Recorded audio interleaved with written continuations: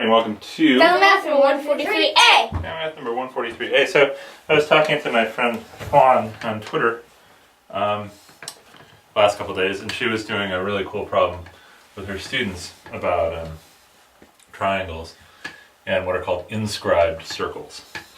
And there's actually a neat connection to the stuff that you and I have been studying over the last few weeks. So I thought we'd talk about this today. Sure. Okay? Yeah. All right, so here's the question. You have an you have an equilateral triangle. What does that mean? It means that all sides are equal. all the sides are equal and the angles are 60 degrees. Okay, very good. Now you take something special called an inscribed circle. It means it just touches all three sides. And that's a little bit more geometry than we've talked about. You and I have really just talked a little bit about triangles and mostly about area, right? Yeah. And what have you and I talked about geometry? Maybe some square area stuff. Yeah, some just simple stuff.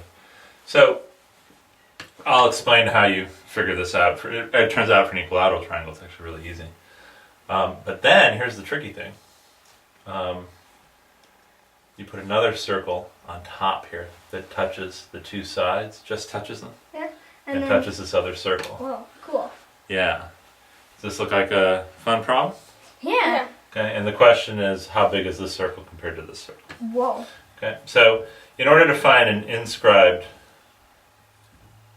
triangle, circle, I mean for any triangle, you look at what are called the angle bisectors. Yeah. Now what was special about a equilateral triangle and the angles? The angles are 60. They're all 60. And They're all 60, they're all the same. Yeah. So the angle bisectors turn out to also be the line segments that hit the middle cool.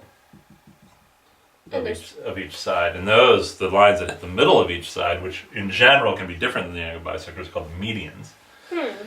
And the medians, this is the property you need to know, and it makes finding an equilateral triangle's inscribed circle a little easier, is that the medians divide each other into thirds. So the bottom part is 1/3 and the top part is 2/3. Cool. Bottom part's 1/3, top part is 2/3. Bottom part's 1/3, top part is 2/3. And what can you tell me about all three medians of an equilateral triangle? Well, They're the same. They're the same Yeah. because of symmetry.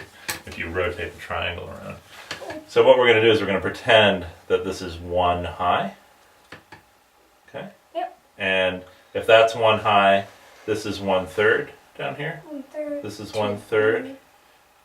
And this top part from the circle up to the top is 1/3. also 1/3. Okay? So what can you tell me about the radius of the inscribed circle here? It's 1/3. It's 1/3. Pretty cool, right? Cool. Okay. Now we got to figure out what can we say about this circle up here. Well, it's going to be part of 1/3.